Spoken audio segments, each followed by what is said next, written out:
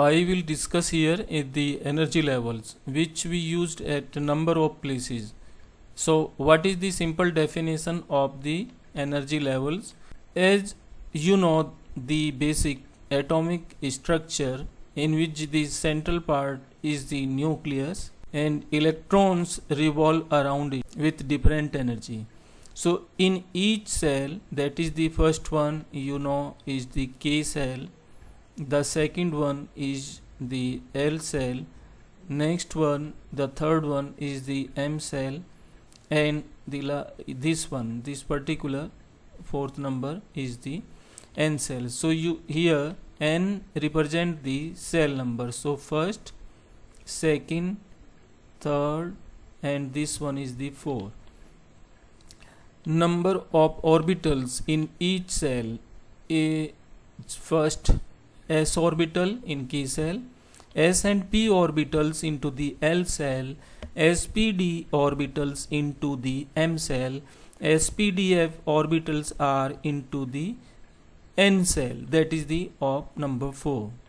So each orbitals have a different capacity to accumulate the electrons. So that is, in s orbital only 2 electrons can accommodate into that one, in p orbital 6, d orbital 10, and f orbital have 14 electrons. Simply, if you have to write the electronic configuration of the element, for an example, in case of helium that have 2 electron, you will write it as 1s2.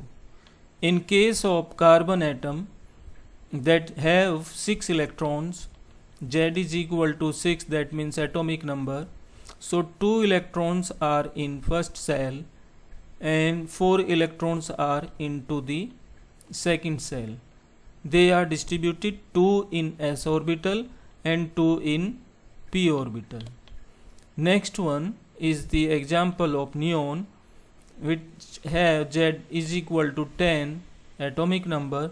So 2 electrons into the first cell in s orbital and 8 electrons into the second cell in s and p orbitals, 2 and 6 electrons respectively. So this is a very simple points about the atomic structure in which one knows about the cell and orbitals and number of electrons into those orbitals, and further the electronic configuration. Now the question comes about the energy levels, right? So here I have drawn 2 lines, E1 and E2, that represent the ground state. These are 2 different energy states of the atom, ground state and the excited state. So what is it means, the first one, and what is it means the excited state? These are only 2 different lines with this spacing. There is a gap. So that gap is not physical gap, that is basically represent the difference into the energy between these 2 energy levels. So first point is, these lines are just representations. These lines are only representations of energy level. Now the question is about the energy levels. You know that each electrons have their own energy in their own different energy states, and according to that they lives in their cells, right? So here these 2 electrons in K cell have lower energy as compared to the L cell electrons. So if I have to draw the K cell and L cell on the scale of energy, so I will use this.